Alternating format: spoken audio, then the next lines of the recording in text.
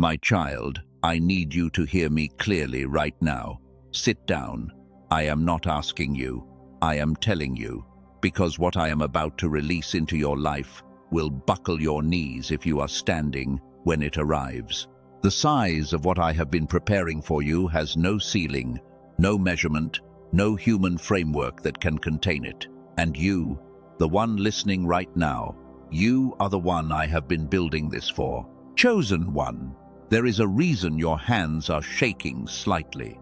There is a reason your breath just changed. Something in you, something deeper than thought, deeper than memory, recognized the weight of what was just spoken before your conscious mind could begin to process it. You did not stumble onto this message. You were summoned, called by name in a dimension your ears cannot hear, but your spirit has been answering for years. What is about to unfold in this message is not a casual spiritual conversation. It is not a collection of comforting words designed to make you feel warm for a few minutes before the feeling fades. This is a direct, specific, targeted transmission from the very source that has been shaping your entire existence for this exact moment. The reason you need to sit down is not metaphorical. Your body needs to be anchored. If something inside you just confirmed that you were meant to hear this, if you felt a warmth in your chest or a pressure behind your eyes that has no logical explanation, type "I receive this now" in the comments.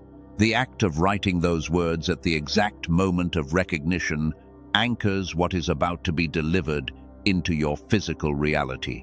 Do not wait. Do not think about it. Just type it. There are things I know about you that you have never spoken to another living person, not because you are secretive, because the experiences were too precise, too personal, too strange to put into ordinary language. And yet, right now, I am going to name them. You have always felt a heaviness that other people do not seem to carry. Not depression, not sadness in the clinical sense, a weight, a spiritual density that sits on your shoulders like an invisible garment you can never fully remove. You walk into rooms and feel what other people are carrying before a single word is exchanged. You absorb tension that does not belong to you. And nobody, not one person in your entire life, has ever looked at you and said, "I see what you are holding. It is real, and it is not yours to carry. I see it. It is real." And the season of carrying what was never yours ends today. The second thing about you cuts even deeper. You have had moments, sometimes in the middle of an ordinary day, when a knowing so powerful moved through you that it stopped your body mid-motion. You were driving and suddenly knew you needed to take a different route. You were about to say yes to something, and a wall of resistance rose in your chest that made the word impossible to speak. These were not random events. These were not anxiety manifesting as intuition. These were transmissions from a guidance system that has been operating inside you since before your first memory. A system so sophisticated that most people live entire lifetimes without ever knowing it exists. But you knew. You always knew something was speaking to you from a place you could not locate on any map. The third pattern is the one that tends to make people weep when they finally hear it named aloud. You have experienced seasons where everything collapses at the same time. Not one problem, not two. A complete, cascading disassembly of every area of your life simultaneously. And every time it happened, you asked the question that has haunted you more than any other. Why does everything fall apart at the same time? The answer to that question is going to change how you interpret your entire past. The simultaneous collapse was never punishment. It was never evidence that you were cursed or forgotten. It was a total system reset. The Creator does not partially clear the ground when he is about to build something that has no ceiling. He clears everything, every structure, every foundation, every wall that was built by human hands and human limitations. If what I just described reads like the blueprint of your own life, type I am the one in the comments, because what comes next will explain why the collapse was never the ending. It was the prerequisite. You were given a dream, not a sleeping dream, a calling, a deep, burning sense of purpose that ignited inside you at a young age and has never gone out. What lives inside you is not a goal. It is a divine installation placed in you before your body was formed. The fifth sign is the one I hold most carefully, because it carries the most sacred weight of all. You have survived things that should have ended you. Betrayal so deep that trust itself became a foreign language in your body. Loss so consuming that you forgot what it felt like to wake up without heaviness pressing against your chest before your eyes even opened. And yet here you sit, still breathing, still seeking, still believing. That is not resilience. That is the unmistakable signature of divine protection placed over your life before your first breath. Now stay with me very carefully, because what I am about to reveal connects every single thing I just named into a single mechanism that has been running beneath the surface of your life since the day you arrived on this earth. You have been placing a limit on what God can deliver to you, not consciously, not out of arrogance or doubt, out of a protection mechanism that was installed during your darkest seasons. When blessing after blessing was deferred, when promise after promise seemed to dissolve before it could materialize, something inside you quietly built a ceiling, a maximum, an upper boundary on what you allowed yourself to expect from the divine. You told yourself it was wisdom. You called it being realistic. You framed it as spiritual maturity, not getting your hopes up, not setting yourself up for another devastating disappointment. But it was not wisdom. It was a wound dressed in the language of wisdom. And we are going to call this exactly what it is. This is the blessing ceiling. The blessing ceiling is an invisible barrier you constructed over your own life using the raw materials of past pain. Every unanswered prayer became a brick. Every deferred dream became mortar. Every season where you poured out faith and received silence in return became another layer of reinforcement on a structure you did not even know you were building. And now you live beneath it. You pray beneath it. You dream beneath it. And every time the Father tries to deliver something that exceeds the ceiling you built, your own nervous system rejects it before it can land. This is not a character flaw. This is survival architecture. Your brain learned to protect you from hope because hope had become associated with devastation, so it built a cap, a maximum dose of expectation that your system would allow. Anything above that cap gets automatically filtered out, redirected, or reinterpreted as something meant for someone else. You thought you were being wise. You were being walled in. Here is the shift that changes everything. The Creator does not operate beneath your ceiling. He does not adjust his delivery to fit the limitations you placed on your own receiving capacity. What he prepared for you was designed at full scale, without reduction, without compromise, without consideration for the barriers your pain taught you to build. And right now, the blessing that has your name written on it, in a language older than any human tongue, is pressing against the underside of your ceiling with so much force that the structure is beginning to crack. You have been feeling those cracks.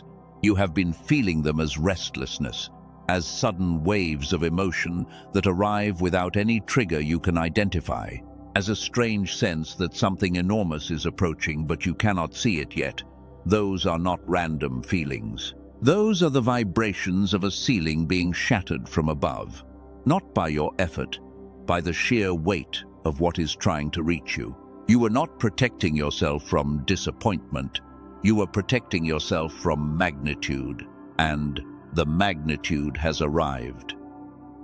There is a practice I want to share with you that has 3 steps, and at least one of them will feel deeply counterintuitive when you first hear it.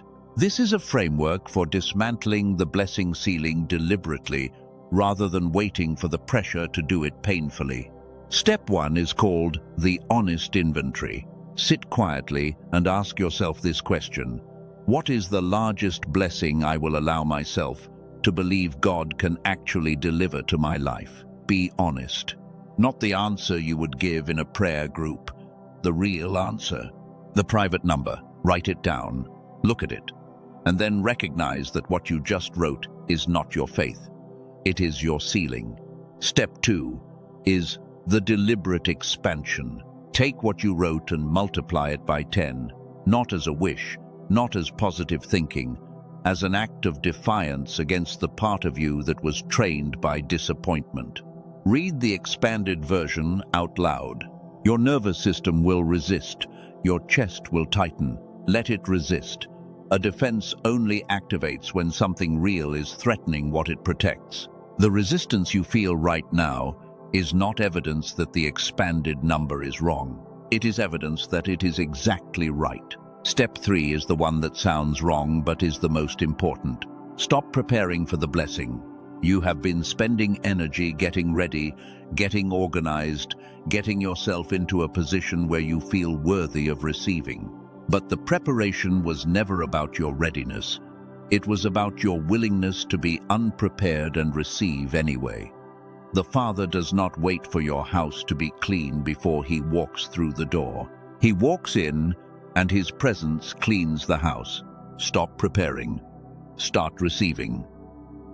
If you have followed me to this point, type "I am ready" in the comments, because your willingness is all that is required. Now let me take you into the second layer of what has been happening inside you, because the blessing ceiling is only the first structure that needed to be named. There is a second mechanism that operates beneath it, and this one is more subtle, more hidden, and in many ways more powerful. You have had moments where something so good happened that your body did not know how to process it. A door opened that you had stopped knocking on, and in that moment, instead of celebration, your body went into a state that looked like shock, but was something far more specific. Your hands went cold. Your breathing became shallow. A voice inside you whispered, "This cannot be real. This will be taken. Do not trust this."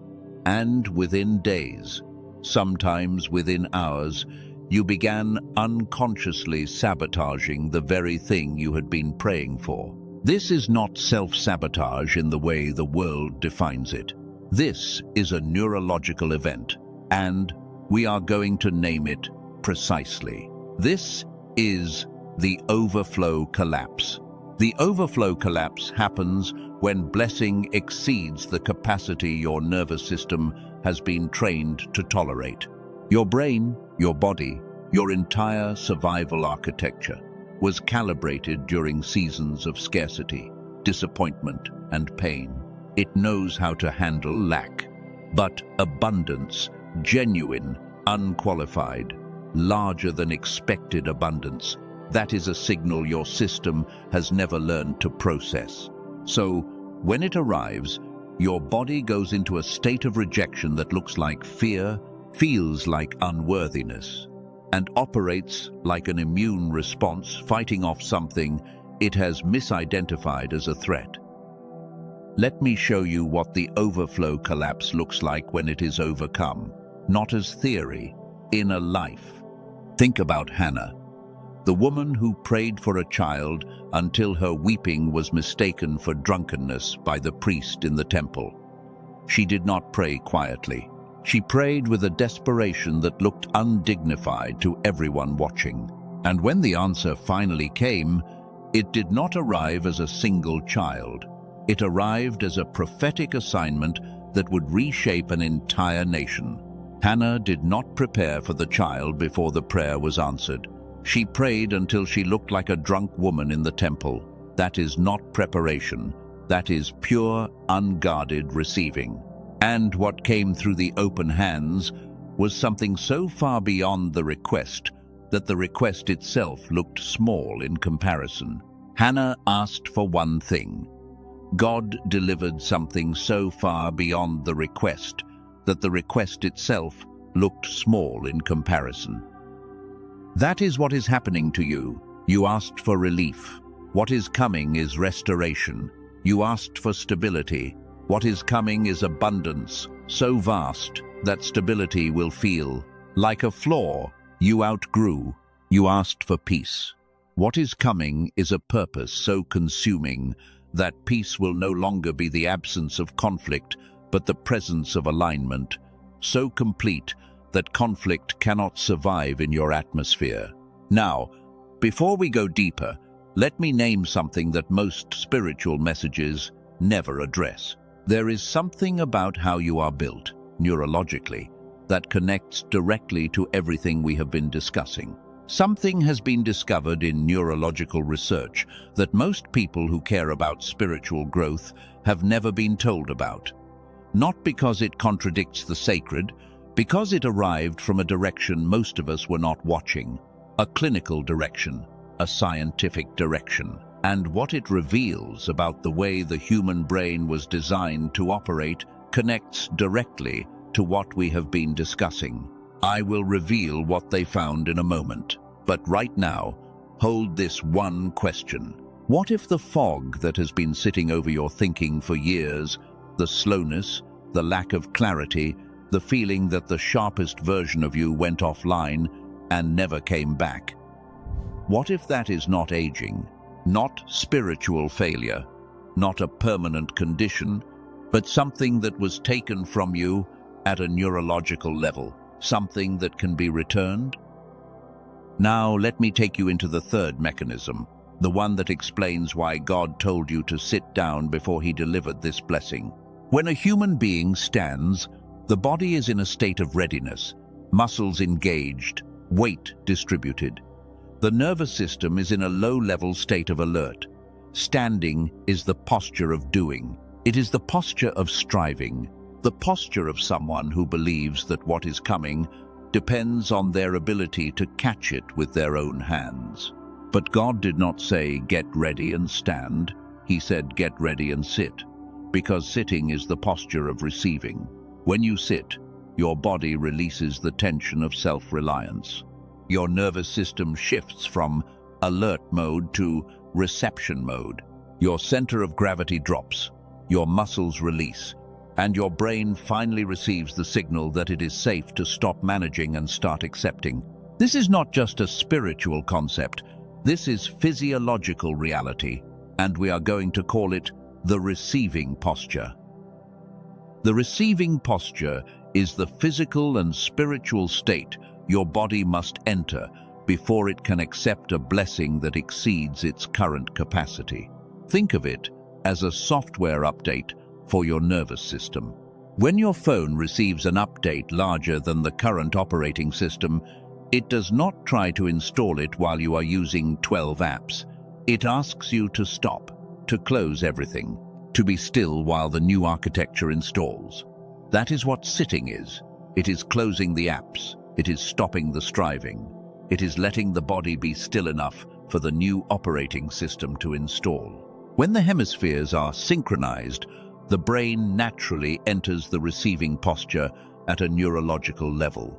The striving stops not because you discipline it to stop, but because the receiver is finally running the mode it was designed for. That is the posture God told you to take, and it has an address. You have been trying to receive standing up, running, in motion, with your hands full and your mind racing, and God, with all the patience of an infinite mind, waited. He waited until you found this message. He waited until you sat down, and he said, now the delivery can begin. Here is what the receiving posture actually requires. First, release the illusion of control. The blessing that is coming is not the product of your strategy. It is the product of a mind that operates outside of time. The first step in sitting down spiritually is admitting that you do not control the delivery. You only control the receiving. Second, let your body feel safe. Your body has been in a state of emergency for so long that safety feels dangerous. Rest feels irresponsible, but you are safe. What you have been bracing for is not coming. What is coming instead is so much better that your body does not have a reference point for it yet. Third, stop asking for what is already on its way. You have been praying for the blessing as if it has not yet been dispatched, but it has. It left the warehouse of heaven before you woke up this morning. The only thing standing between you and its arrival is the time it takes for you to stop standing up and sit down. Now, I need to take you into the final mechanism, the one that ties everything together and explains why the size of this blessing truly has no ceiling. You have been asking God for specific things, a specific amount of money, a specific relationship, a specific healing, and those prayers were sincere, but they were also small, not because you are a small person, because your prayers were shaped by your experience, and your experience taught you to ask for what seemed possible rather than what was actually prepared. There is a concept for this gap, and once you see it, you will never pray the same way again. This is the infinite remainder.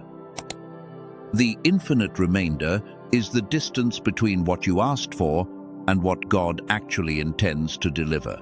You asked for enough to pay the bills. He prepared generational wealth. You asked for someone to love you. He prepared a covenant partnership that will reshape the spiritual atmosphere of your family for 3 generations.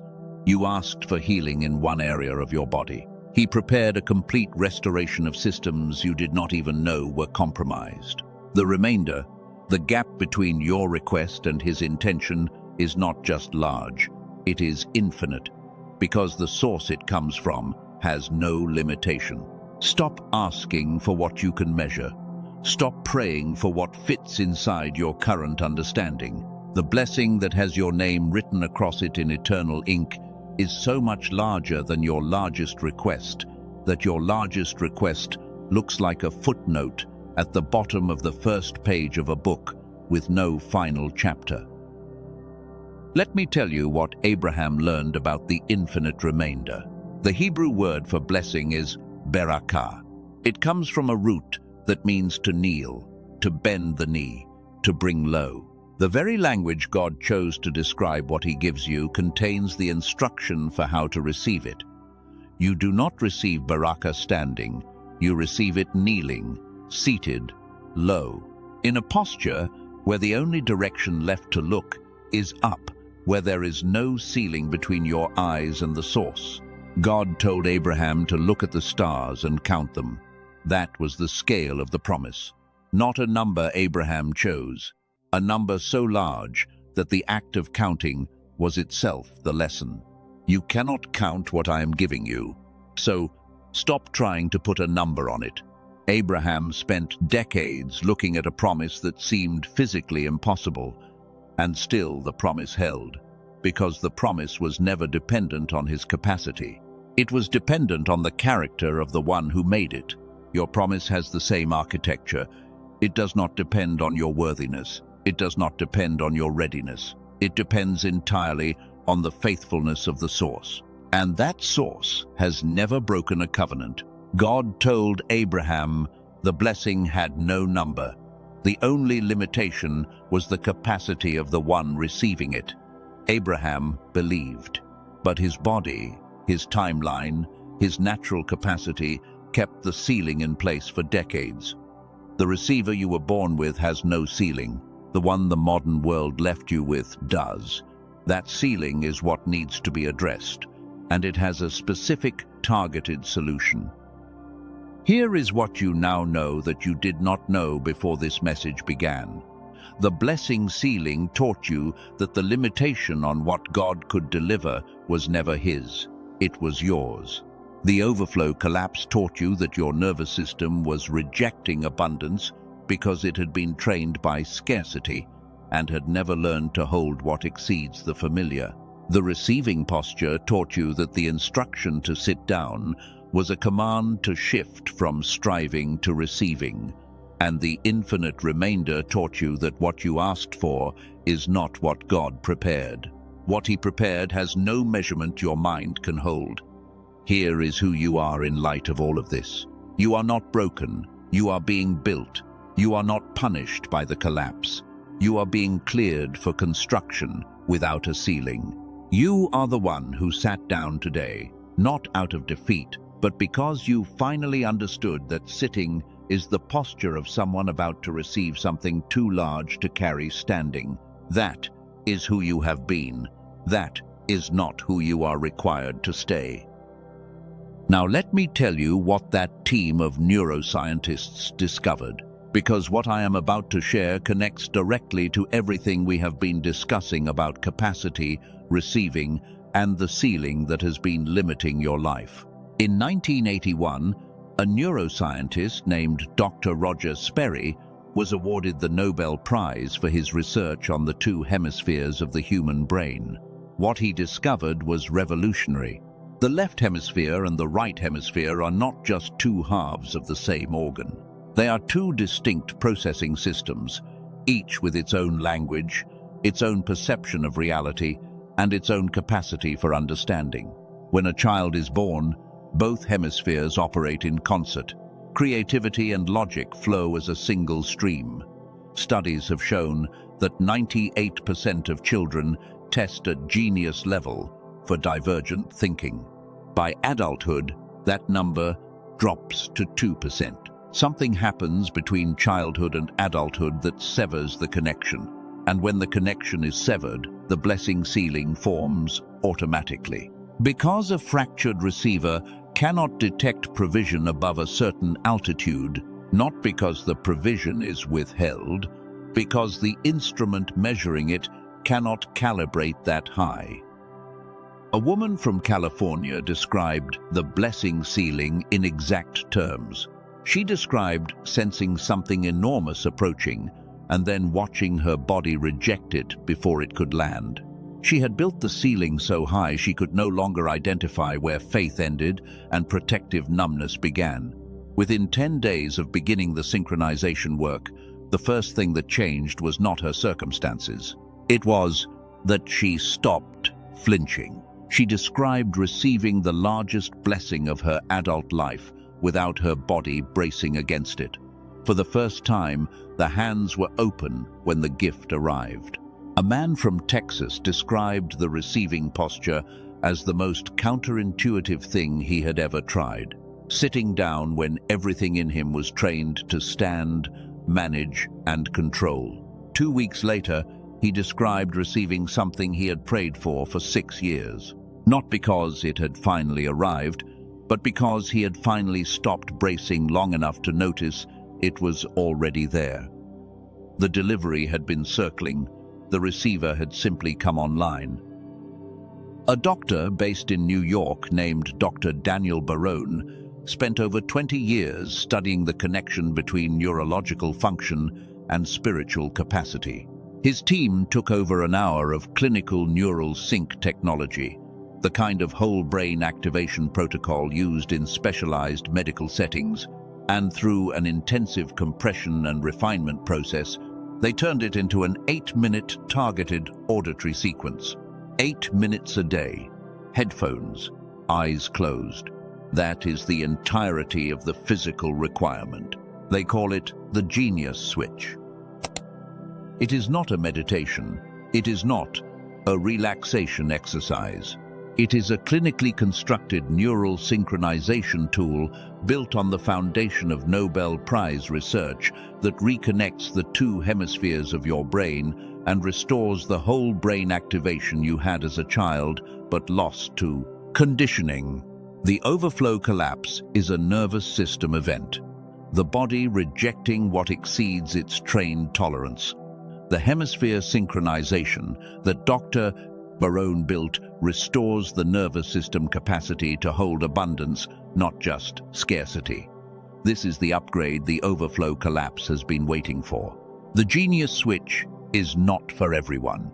It is for the chosen one who has felt the fog, who has sensed the ceiling, who has experienced the overflow collapse, and who knows deep in their spirit that the sharpest, clearest, most powerfully connected version of themselves is still alive somewhere beneath the static. When Dr. Barone first shared this technology with colleagues, the response was unanimous. This would be incredible value at $500. An in-person neurofeedback session runs $300 per hour. A home machine costs $7,000. He did not set the price at $500, not at $200, not at $100. The Genius Switch was released at $49. And for the people who find it through this specific page, an additional reduction brings it to $39. It comes with 4 free bonuses: a guided visualization created by a top-rated creator on the Calm app, a smart grocery guide that can save over $100 per month, a classic manifestation text over 100 years old, and a printable 5 habits infographic designed to anchor your daily practice. Every dollar is backed by a 100% unconditional money-back guarantee. Listen once, listen 80 times. If it does not do for you what it has done for over 18,000 people, every cent is returned. No conditions, no questions. There are counterfeit versions in other places, copies that use similar language but do not contain the actual neural sync technology that Dr. Barone developed. The only verified source for the Genius Switch is the link in the description below this message and in the pinned comment. If your spirit confirmed what I just described, the link is in the description and the pinned comment. $39, lifetime access, full guarantee, 1 verified source.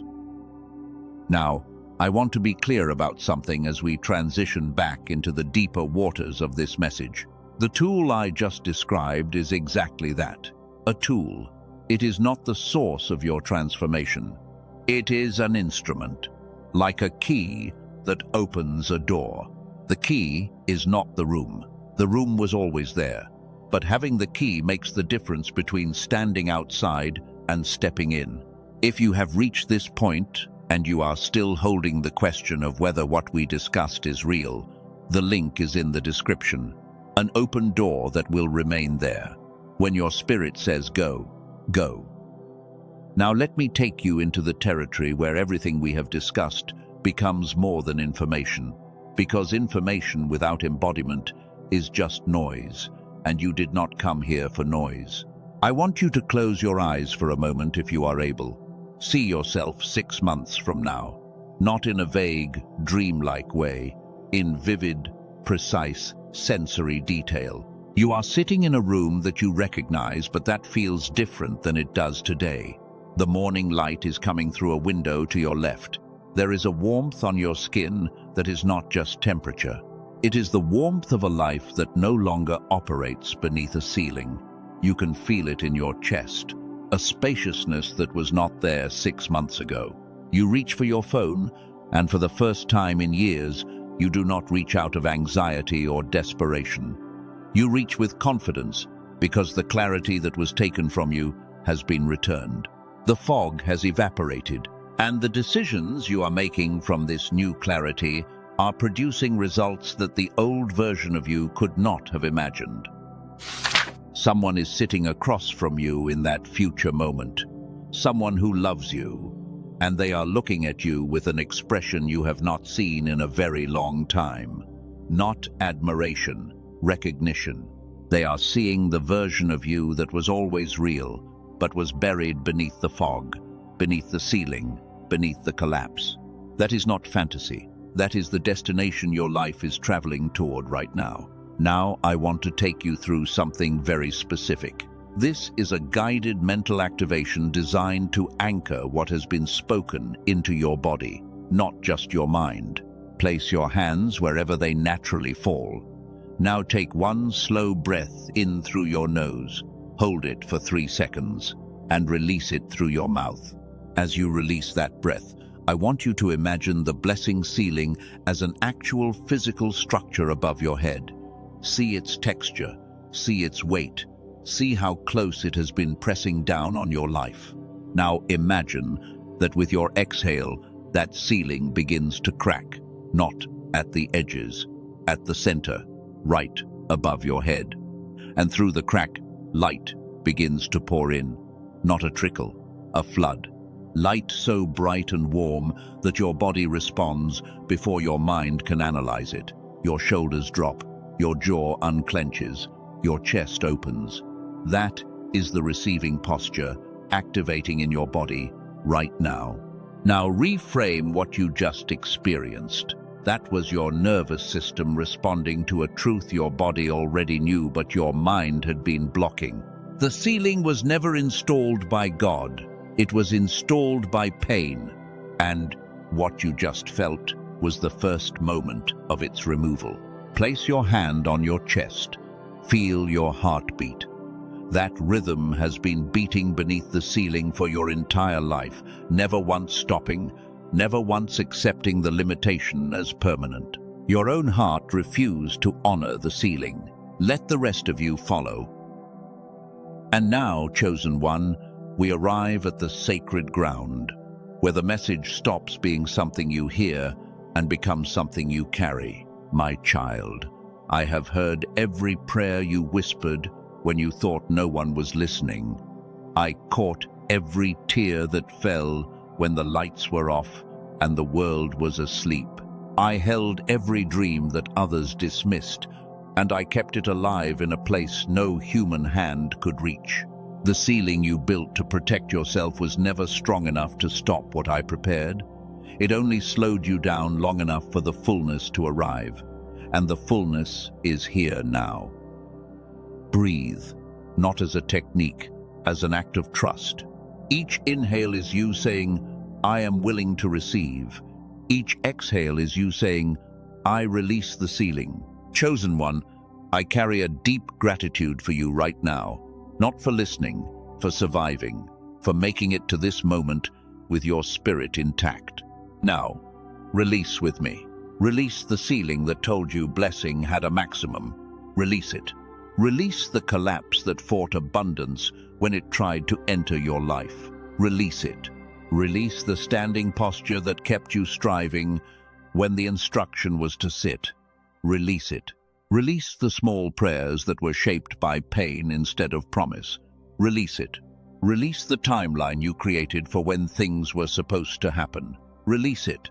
Release the doubt that dressed itself as wisdom and told you not to hope too large. Release it. Release the fear that what God said was for you might be for someone else instead. Release it. Release the exhaustion of trying to earn what was always a gift. Release it. Release everything that stands between this moment and the fullness. Release it now. I am the chosen one, not by my own declaration, but by the appointment of the one who formed me before I was formed. I am the one who survived the furnace and came out without the smell of smoke. I am the one whose ceiling has been shattered by the weight of a blessing that has no measurement. I am the one who sat down and in sitting became large enough to receive what standing could never hold. I am not too late. I am precisely on time. I am not too broken. I am exactly broken enough for the light to enter through the cracks and illuminate everything it touches. I am the chosen one.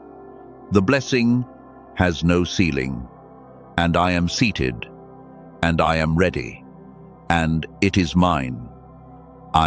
Type I am the chosen one in the comments. Type it with your whole chest. Type it with the conviction of someone who just had the ceiling of their life removed by a force that does not operate on human limitations. This is your declaration. Seal it. And so it is, sealed in the name of the one who began it, who sustained it, and who will complete it. Amen. Before you go, I want to ask you to do 3 things, not for me, for the person who needs this message next. If this message moved something in your spirit, gently press the like button. Every press increases the chance that another chosen one sitting beneath their own ceiling right now will find this message. Now, think of one person in your life who is going through a season like what we described today. Someone who is standing when they should be sitting. Someone placing limits on what God can do because the pain taught them not to expect too much. Send them this message. Say nothing. The right message finds the right heart. And if you have not yet joined this family, press subscribe. Not for numbers, for belonging. Thousands of chosen ones receive these messages and carry them into their daily lives. I will see you in the next message, but what was activated today does not wait. It is already moving, already restructuring the architecture of your life from the inside out. Trust the seat. Trust the one who told you to sit down. The size of this blessing has no ceiling, and neither do you.